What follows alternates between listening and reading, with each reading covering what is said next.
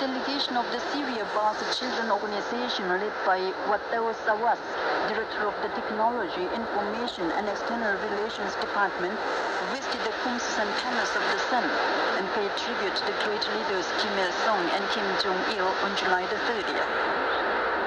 A joint performance of the Modern Bong Band and the State Merited Chorus was given at the People's Fair in Pyongyang on July the 30th in congratulation of the successful second test launch of the intercontinental ballistic rocket Hwasong-14. The performance was enjoyed by Ri Man-gun, Ri Byung-chul, officials of the Party and Armed Forces organs,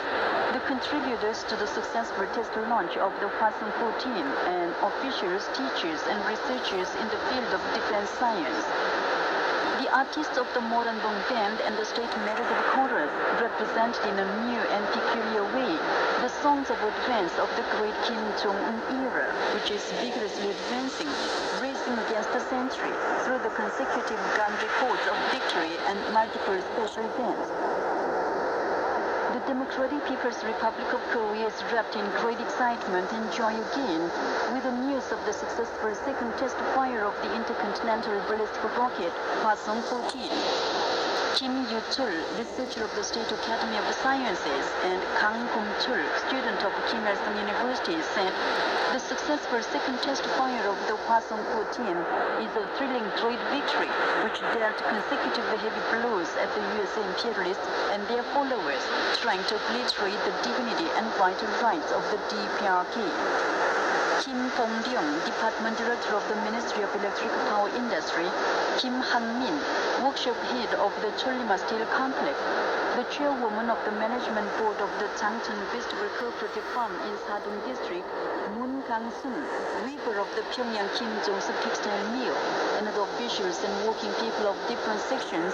said the tremendous power of the DPRK getting stronger under the leadership of the unparalleled brilliant commander has been demonstrated once again, and expressed their determinations to win victory with the might of self-reliance and self-development in the anti-imperialist and anti-US confrontation, and in the sights for building a powerful socialist country under the leadership of the Great Workers' Party of Korea.